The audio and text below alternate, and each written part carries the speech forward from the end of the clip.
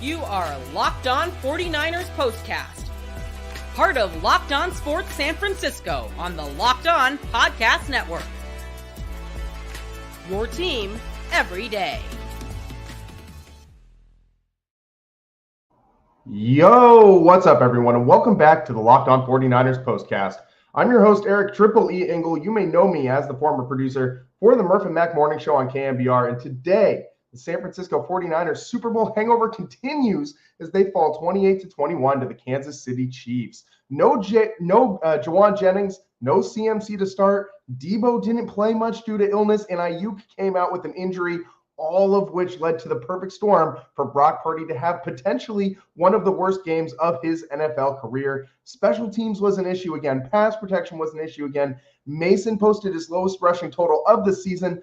All the while, Pat Mahomes did the Pat Mahomes thing and consistently turned negative plays into positive ones. We'll break it all down, but first, I want to thank all of you for watching us on the Locked On Sports San Francisco YouTube channel. Please, if you aren't already subscribed, hit that subscribe button right now. Thanks also for listening on the Locked On 49ers podcast feed and making us your first listen following these 49ers games. And make sure to check out the Locked On 49ers Daily Show for more in-depth coverage as your second listen. Brian Peacock does a great job breaking down everything you need to know.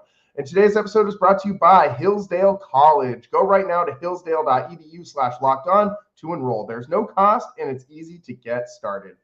This one, man, as I just said, this was one of the worst games of Brock Purdy's career. I mean, he had 3 picks, and like a lot of these misses that he had today were pretty bad.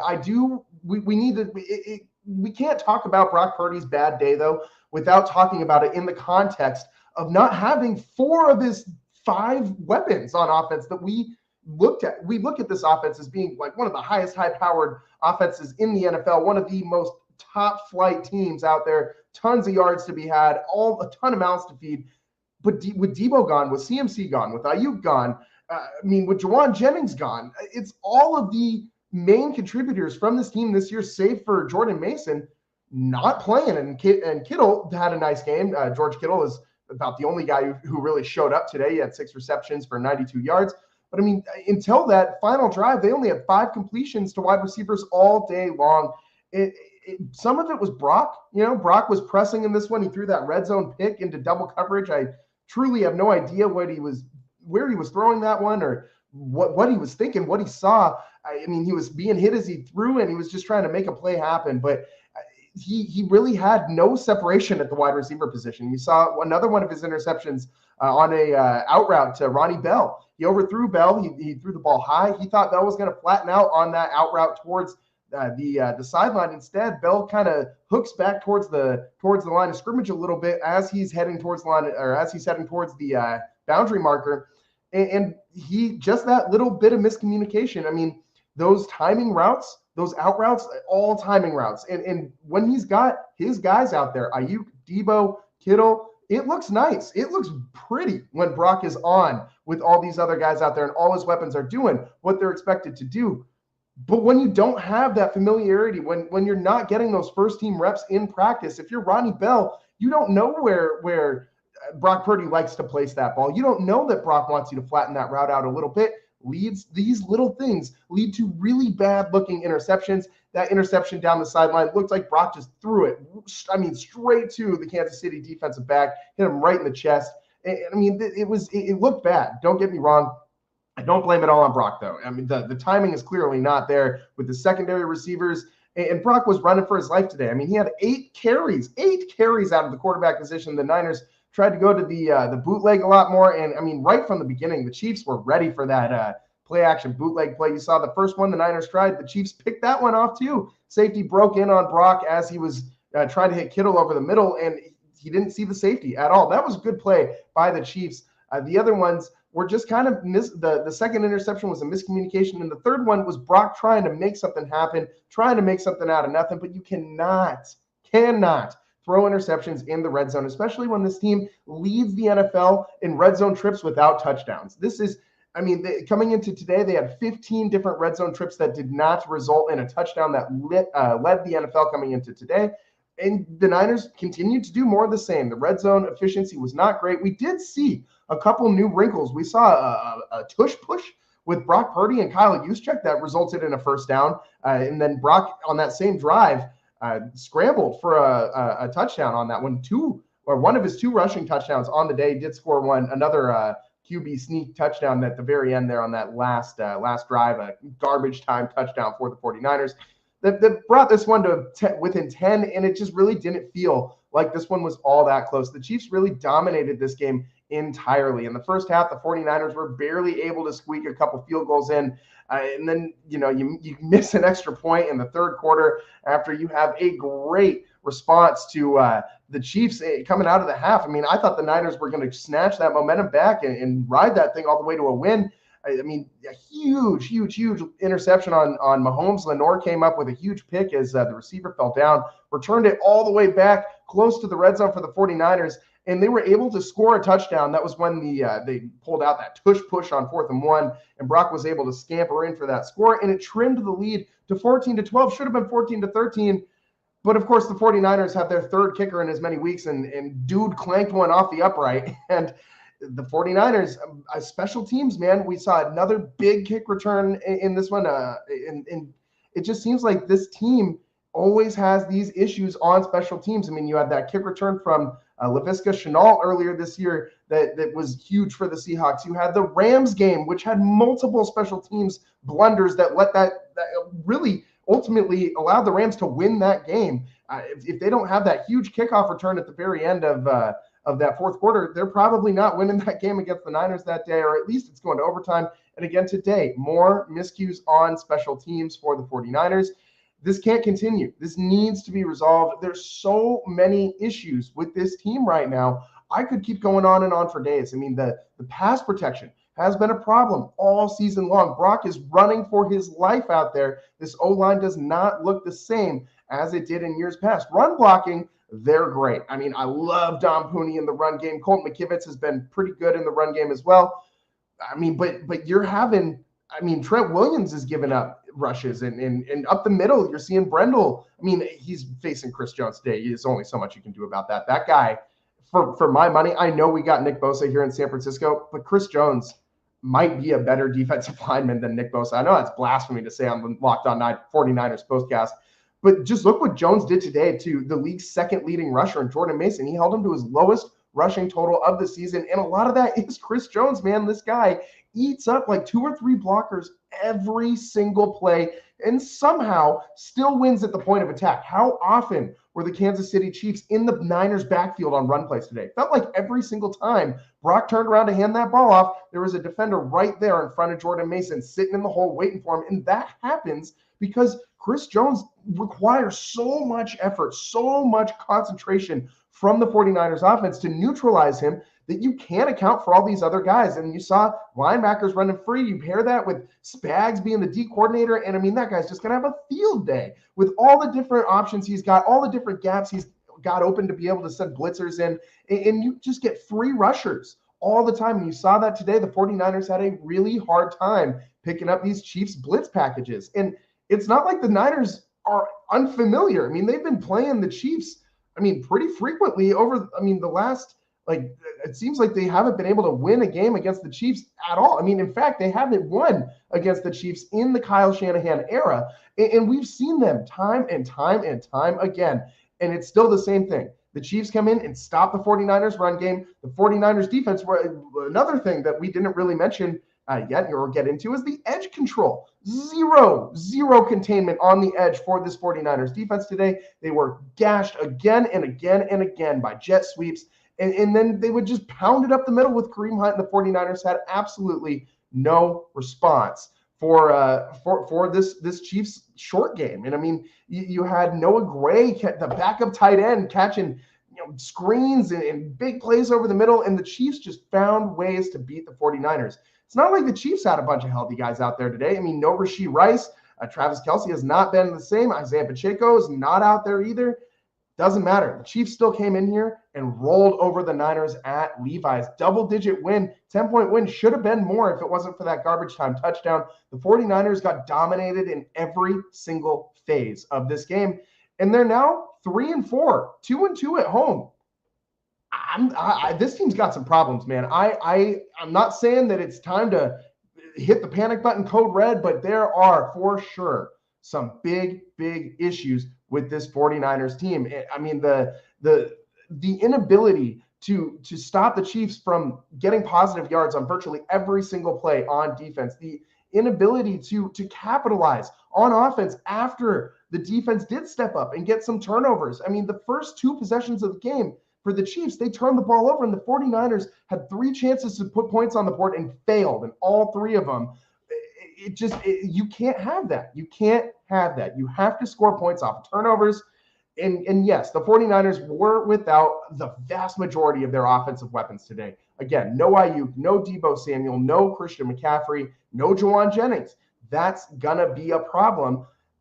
I mean, Brock, I don't think Brock is an issue. I think that his issues today, his 3 interceptions, were in large part due to the fact that he didn't have his number 1 guys out there, didn't even have his number 2 guys out there. He was running around with Ronnie Bell, Ricky Pearsall, who's making his NFL debut. Shout out Ricky Pearsall making his NFL debut, by the way. We got to get into that a little bit later on in the show. And Jordan Mason was completely neutralized in the backfield. Again, Jordan Mason, only 58 rushing yards today. The Niners only ran the ball 14 times. The explosives were very limited. The Niners didn't have very many explosive plays at all today.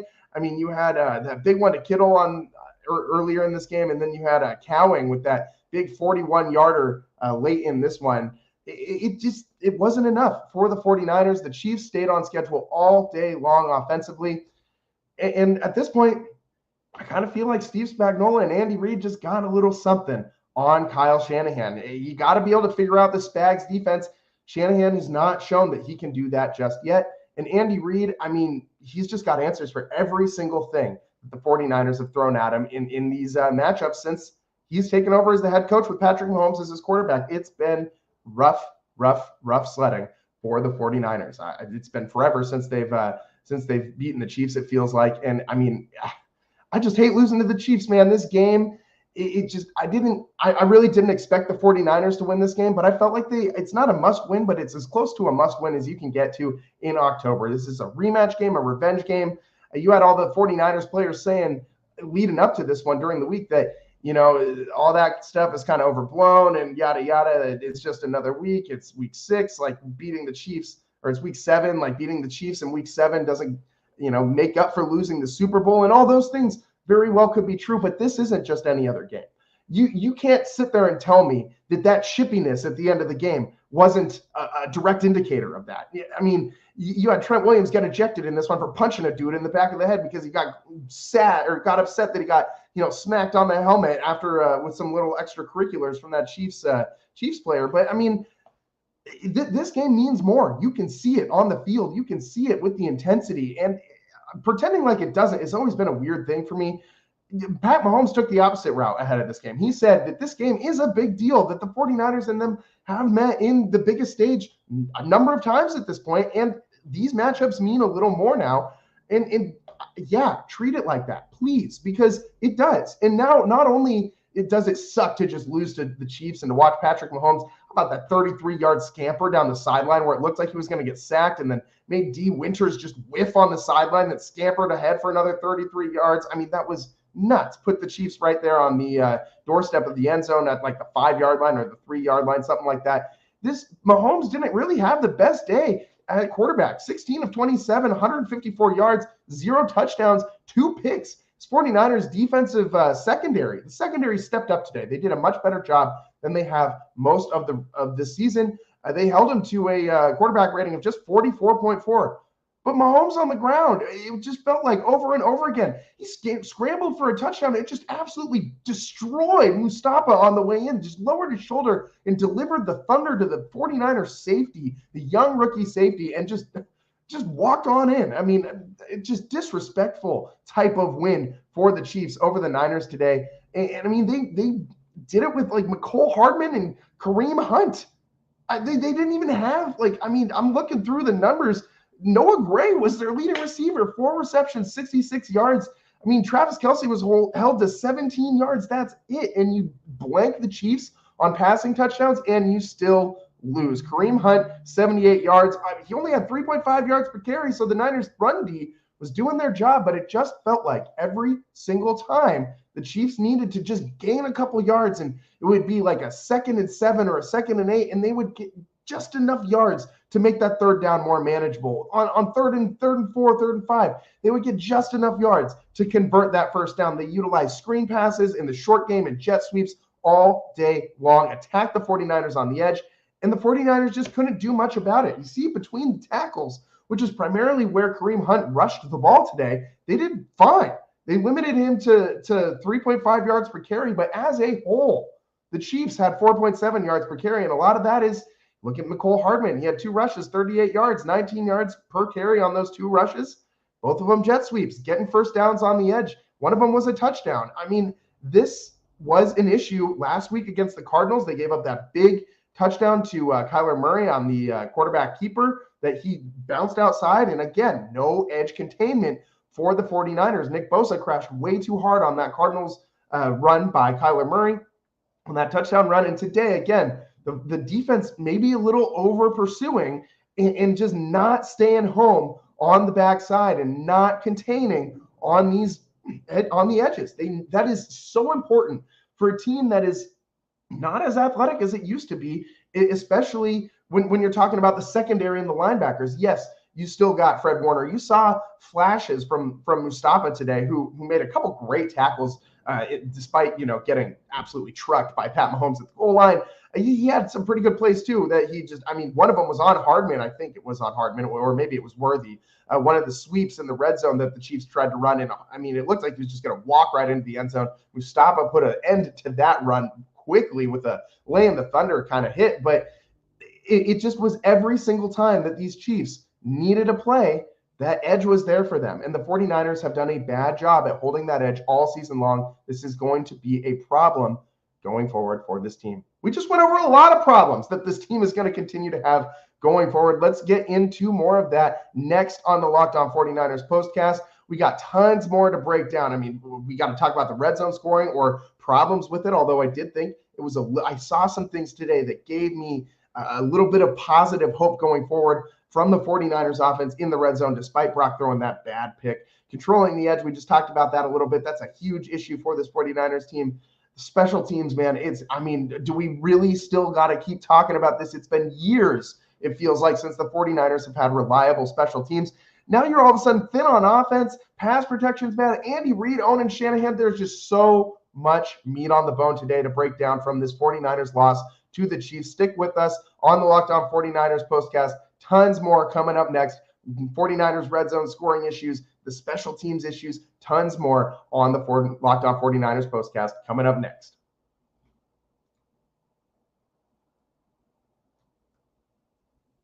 Today's show is brought to you by BetterHelp. Halloween lets us have fun with what scares us, but what about those fears that don't involve zombies and ghosts? Because sometimes the scariest thing is not facing our fears in the first place and holding ourselves back. And therapy is a great tool for facing your fears and finding new ways to overcome them. Life can be stressful. We all need a little help sometimes. Nobody can do it alone all the time. If you're thinking of starting therapy, give BetterHelp a try. It's entirely online, designed to be convenient, flexible, and suited to your schedule. Just fill out a brief questionnaire to get matched with a licensed therapist and switch therapists anytime for no additional charge. Overcome your fears with BetterHelp. Visit BetterHelp.com/lockedon today to get 10% off your first month. That's HELP.com/lockedon. And today's show is also brought to you by Hillsdale College. Time is our most precious commodity, so don't waste it scrolling through the same mind-numbing content for hours and hours. How can you spend it wisely to improve yourself? Our sponsor, Hillsdale College, is offering more than 40 free online courses, including Constitution 101, the meaning and history of the Constitution, pretty important right now given the election season, Introduction to Free Market Economics, The Great American Story, A Land of Hope, The Rise and Fall of the Roman Republic. I mean, who doesn't love the Roman Empire stuff? I mean, how many times do we go through a day without talking to our girlfriends about the Roman Empire or our significant others? Rare, if you're at all like me. And a brand new documentary style course on Marxism, socialism, and communism. All of Hillsdale's courses are self-paced so that you can start whenever and tune in wherever. Plus, you can go deeper with readings, quizzes, discussions, or just enjoy the lectures. Go right now to hillsdale.edu/lockedon to enroll. There's no cost, and it's easy to get started. That's hillsdale.edu/lockedon to register. hillsdale.edu/lockedon.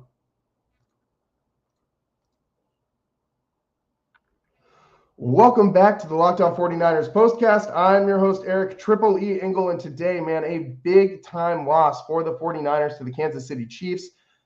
Things are bad. I mean, the Niners are below 500. It is week 7. We're going into week 8, and this schedule is still a gauntlet. You got the Cowboys next, and I mean, the Cowboys have been up and down this season. Hopefully that looks a lot like what last year's Cowboys matchup looked like on Sunday Night Football, but you can't take anything for granted right now with this 49ers team. This offense could be an issue going forward if these injuries persist. Brandon Aiyuk did not look like he was feeling too great. His knee looked like it was not feeling too great after that big pop that he took. Hopefully Deebo will be back next week. This was just an illness that kept him out of today's game. I think he played one snap. I saw him out there briefly, but I think he only got one snap in today. Mainly just stood in front of that fan trying to cool himself down on the sideline, couldn't get out there, officially ruled out after the second half started. And of course, Juwan Jennings was not out there today at all, was ruled out before this one. And the biggest one, Christian McCaffrey, still not out there in a 49ers uniform. I had been thinking that maybe this was the week he was going to return. I had heard from a few people around 49er circles towards the beginning of the season that maybe this was the day.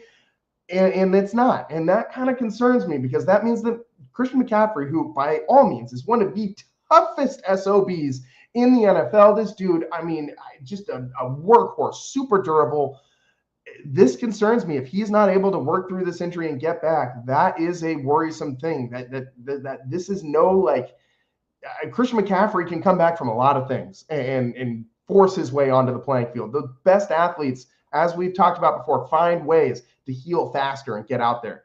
If McCaffrey's unable to overcome this, that tells me that this is a pretty significant injury and that this is going to continue later on. And that's a big deal because, as we've said before, no Christian McCaffrey really hurts the 49ers in the red area. We have seen time and time again, Jordan Mason is not that effective at running the ball inside the 20-yard line. He gets stuffed, and whether or not that's the 49ers O-line that's at fault there a little bit because they are losing at the point of attack a lot in those predictable run plays in the red zone. But with Christian McCaffrey, you kind of are forced to play a little bit softer on defense. You can't just send everyone up the middle and try and just stuff that inside run with McCaffrey in the backfield because he can hurt you in the flats as a receiver just as much as he can hurt you out of the backfield as a rusher. Mason just doesn't have that same ability. And when you take out a Deebo Samuel, a guy who can kind of do some of those same things as McCaffrey, when you take out a Brandon Aiyuk, who's the 49ers' best route runner and capable of getting some separation even in some tight spaces like in the red zone, when you only have George Kittle, you don't even have your big 6'5" wide receiver Juwan Jennings, who's just been Randy Mossing people all year long. You don't have any of these guys out there to go and score you a touchdown. I did like the utilization of the quarterback sneak and the tush push in the red zone today. I thought that was pretty creative by Shanahan and a good way to figure out how to get those short yardage plays on predictable rundowns, especially on a day when Jordan Mason was really getting stuffed in almost every single one of those situations. I did like seeing that creativity. That was quintessential Kyle Shanahan creativity, just designing ways to get the 49ers yards, and it worked. And this is something that we've seen, all throughout the NFL. Obviously, the Eagles against the 49ers did that all the way to the Super Bowl in that NFC Championship game when Brock destroyed his arm. But it's nice to see the 49ers trying to adapt in this red zone because they need to fix that if they're going to have any chance of winning these games going forward. The kicker issues are just going to continue. This is a big problem. Jake Moody, I have never wanted Jake Moody to come back as quickly as I do now. I've never thought that Jake Moody was as important to the 49ers as I do right this very moment. But seeing Carlson just, biff that extra point and just clank it off the upright. And he missed like 5 of those last year or something like that, which is why he's not on a roster this year. And that's kind of what you're getting when you're signing kickers off the street in week 7. So the 49ers need Jake Moody back. The biggest plus the 49ers could get at this point is getting healthy, man, because it is looking grim for them right now. I mean, you got a long way to go. I mean, before you're going to get a break. I mean, the schedule is rough. You got the Cowboys, then you got the Bucks, then you got the Seahawks again. Thankfully, that one will be at home. Then you go to the Packers, then you go to the Bills, and then you get the Bears at home. The Bears have been better than advertised this year, and then you get the Rams. So, I mean, the next 1, 2, 3, 4, 5, 6 weeks, there's no gimmies in this schedule. 49ers got to be able to step it up. And I mean, we'll see if Trent Williams faces any additional punishment for that punch that he threw at the very end of the game. We'll see if he has to face any kind of a suspension for that. I mean, this is not the first time that big old Trent Williams has done something like that. That could be a thing to keep an eye on going forward.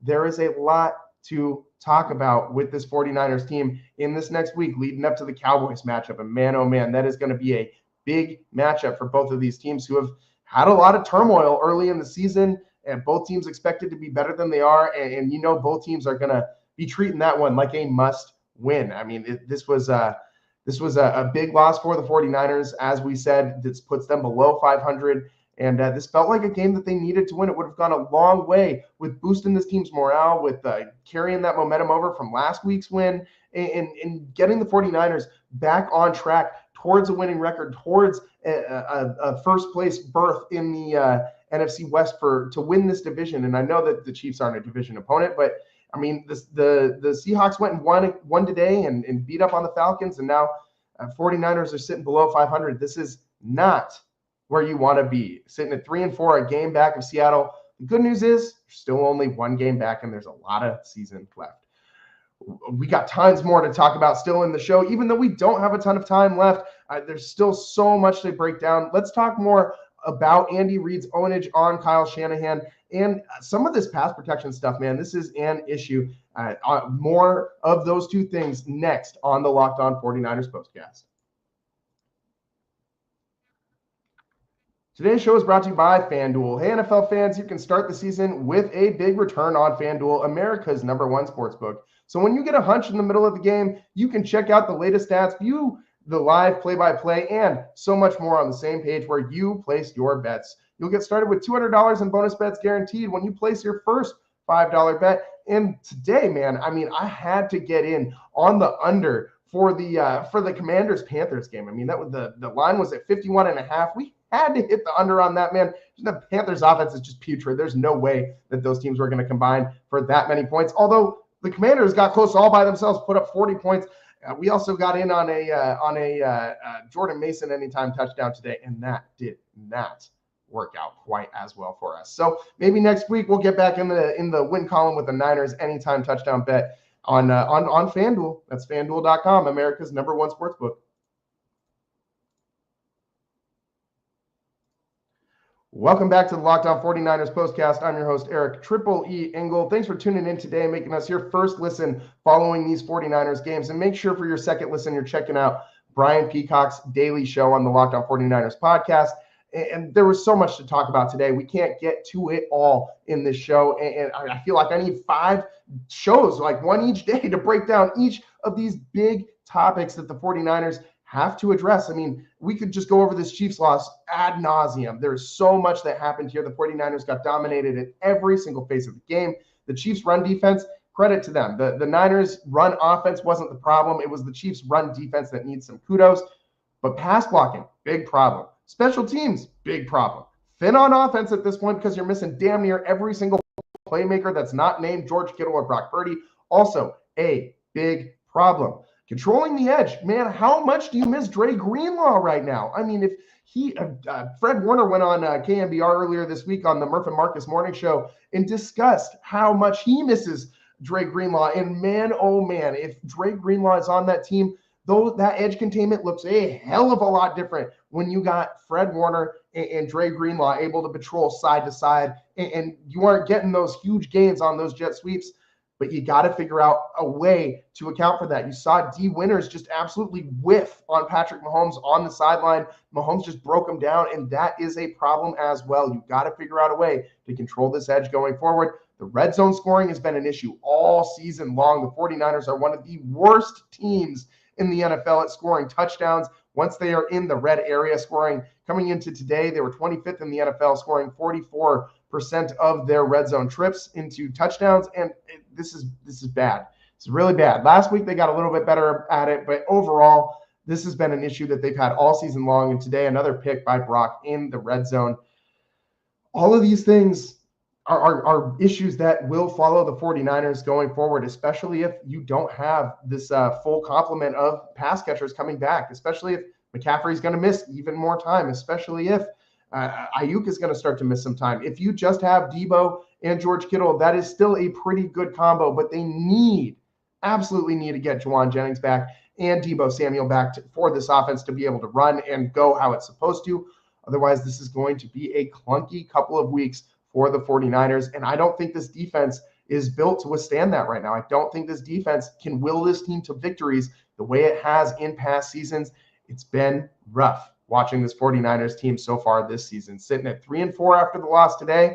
And you got the Dallas Cowboys coming up next on Sunday Night Football next week. So make sure you tune into the Locked On 49ers postcast then, as we'll break it all down. And hopefully you're tuning in to the Locked On 49ers podcast with Brian Peacock during the week to get you all up to speed and figuring out a way that the 49ers can make their way out of this. It feels like they're in like the thicket right now. Like they got to find like every hero's journey has got some kind of controversy, some kind of conquest that they got to overcome, some turmoil. And this is the 49ers turmoil. This team could still go to the Super Bowl and win this year. Absolutely.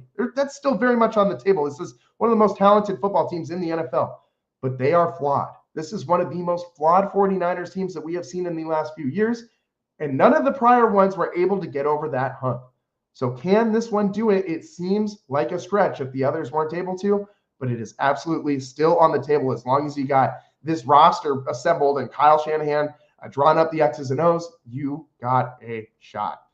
It's just tough when the other guy is Patrick Mahomes on the other side, Kermit the Frog, just leading the Chiefs to victory week after week, even though this guy has absolutely nothing around him. This guy is mobile Tom Brady. He's the most impressive quarterback I've ever seen play this game. Every week he shows me something I've never seen and something I thought that no one would be able to do. That backhand flip that he had to Worthy on that third down where he could have scrambled for the first but decided to like backhand flip it. That thing was like flipping for like 5-10 yards in the air, perfectly accurate. How the hell do you do that, man? I'm so tired of losing games to Patrick Mahomes and watching him just run around like he's playing backyard football. And man, it's a tough way to lose. 49ers have a lot of work to do. We'll see if they can improve before their next matchup a week from today against the Dallas Cowboys on Sunday Night Football. That's all the time we got for you today on the Locked On 49ers postcast. I'm your host, Eric Triple E Engel. Thanks for tuning in. We'll see you next time. Peace.